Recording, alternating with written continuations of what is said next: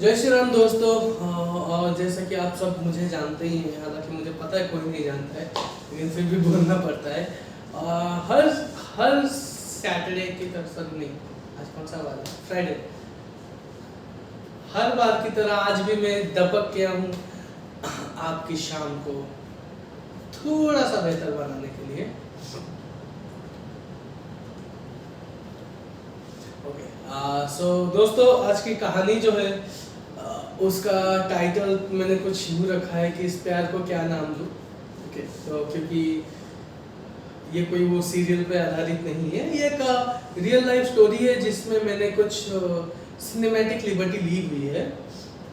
तो बिना किसी देरी के हम कहानी शुरू करते हैं। तो कहानी कुछ ये है कि एक हॉस्पिटल होता है, for the time being XYZ एक हॉस्पिटल होता है, ओके, जिसमें पेशेंट्स का केयर रखने के लिए कुछ 10-15 नर्सेस होती हैं, जिनका एक हेड नर्स होती है, उनका नाम अंकिता होता है। तो मिस अंकिता जो है वो बहुत ही गुस्से वाली होती है। वो किसी से अच्छे मुंह से बात नहीं करती, सीधे मुंह किसी से बात नहीं करती, और वो अपने काम में परफेक्ट होती है, इसीलिए कोई उनसे कुछ कहता भी नहीं है। डॉक्टर्स लोग उनसे ज़्यादा बात नहीं करते, और मतलब कोई भी उनसे बात करने से डरता है। तो ऐसा चलता रहता है। लेकिन एक दिन उस हॉस्पिटल के फार्मेसी में एक नया बच्चा ज्वाइन करता है। मैं बच्चा इसलिए कह रहा हूँ क्योंकि उसने अभी अभी अपना डिग्री कंप्लीट किया है फार्मेसी में।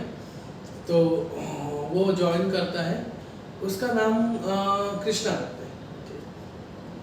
तो जैसे कि वो ज्वाइन किया है, तो वो पहली जैसे ही वो जो गया, वो पहली नज़र में जब अंकिता को देखा तो उसको वो पसंद आ गई, या यूँ कहूँ कि उसको पहले नज़र का प्यार हो गया।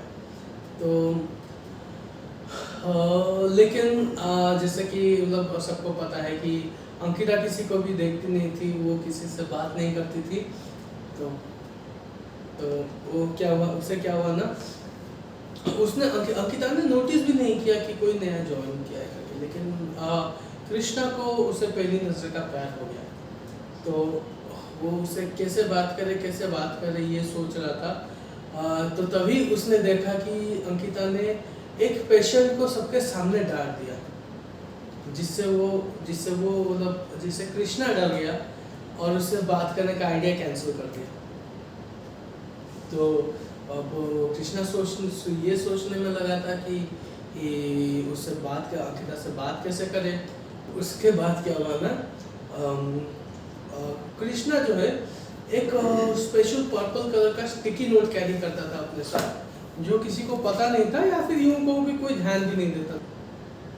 उससे क्या होता है कि एक दिन कृष्णा हिम्मत करके अपना स्टिकी नोट निकालता है और उसके लॉकर पे चिपका के उस पर लिख देता है कि स्माइल प्लीज। तो पहली बार तो जब अंकिता देखती है तो इग्नोर कर देती है। ओके, तो जैसे ही एक दिन बीत गया, उसको पता चला कि अंकिता ने नहीं देखा उसका नोट, या फिर देख के इग्नोर कर दिया। फिर उसने दूसरा दिन दोबारा से वही चीज़ लिखा, स्माइल प्लीज, और जो है फिर से चिपका के चला गया अंकिता के लॉकर के पास। तो अंकिता जब दोबारा आई, फिर देखा, फिर गुस्से से वो स्टिकी नोट फाड़ के फेंक दिया, और ये बात कृष्णा ने देख लिया।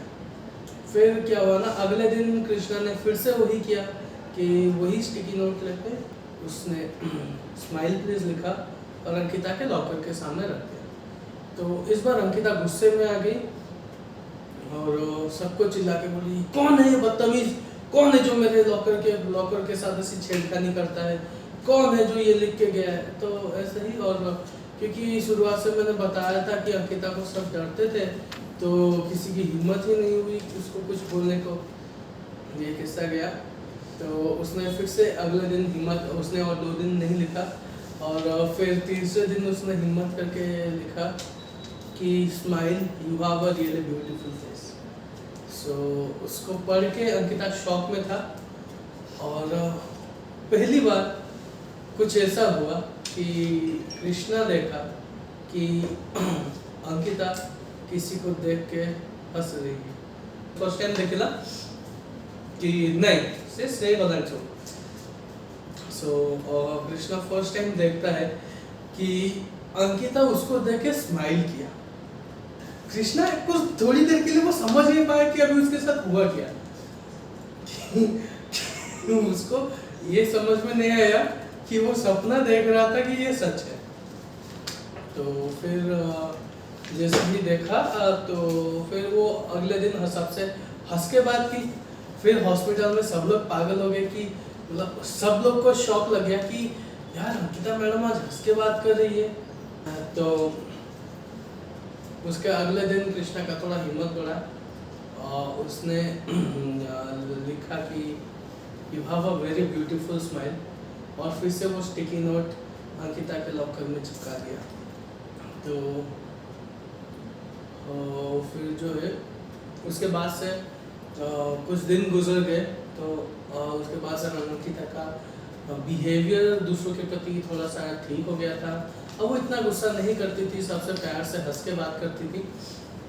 और फिर एक दिन कृष्णा ने हिम्मत करके लिखा कि अगर अपने ऊपर ध्यान दोगे तो थोड़ा बेहतर होगा। सॉरी मैं थोड़ा सा गलत स्टाइल में बोल गया। उसने ये लिखा है कि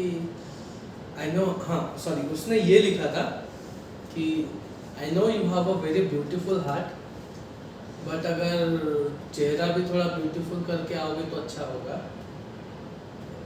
सो जिसके ऊपर जिसको सुन के, जिसको देख के अंकिता ने पहले तो कुछ नहीं कहा। फिर 2 दिन बाद सबने हॉस्पिटल में सबने देखा कि एक नया, क्या बोलते हैं उसको, नया अवतार लेके अंकिता मैडम हॉस्पिटल में आई थी। अंकिता मैडम ने पहली बार लिपस्टिक ट्राई किया था और ना मेकअप करके हॉस्पिटल में आई थी। तो मतलब बाल साइज करके एक स्माइल के साथ थोड़ा सा मेकअप करके आई थी। तो जिससे मतलब उनका जो मतलब ब्यूटीफुल लग रही थी। मैं उसको कैसे एक्सप्लेन करूँ समझ में नहीं आ रहा है। हाँ, लेकिन वो ब्यूटीफुल लग रही थी। सो उसी दिन कृष्णा ने एक और स्टिकी नोट लिखा कि यू आर सो ब्यूटीफुल। उसके बीच में जो है कृष्णा ने गलती कर दी। दांत दिखाने की जरूरत नहीं, तो सुन तो लेते। एक और स्टिकी नोट भेजा कि क्या मैं जान सकता हूँ कि आपने इस हंसी के पीछे कौन सा दर्द छुपा के रखे हो। तो जैसे ही अंकिता ने वो नोट पढ़ा वो थोड़ी सी इमोशनल हो गई। मैं स्टोरी अच्छे से सुनाना चाहता हूँ, लेकिन ये घटिया इंसान जो मेरे पीछे बैठा है इतनी गंदी शक्लें बना रहा है कि मैं क्या ही बताऊँ। Okay, coming back.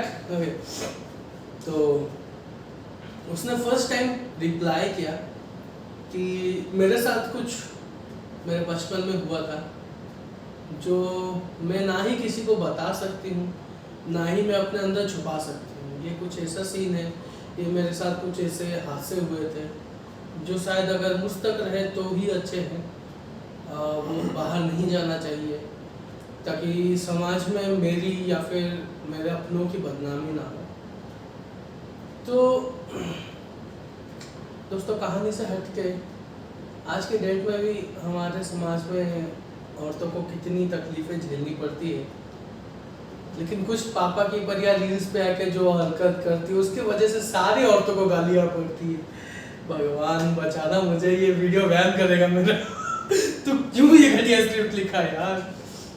ओके ना, क्या हुआ ना,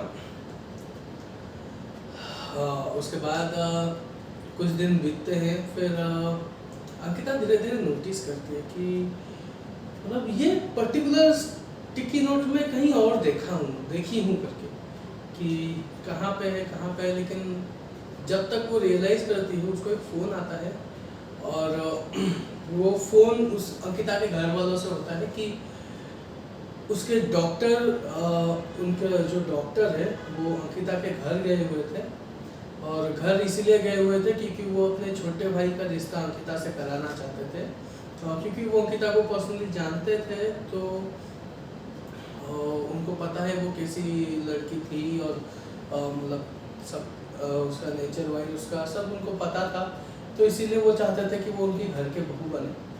तो जिस पे अंकिता ने भी ना नहीं कहा, लेकिन बोला मुझे कुछ समय चाहिए ताकि मैं अपना कुछ अधूरा काम ख़त्म कर सकूं।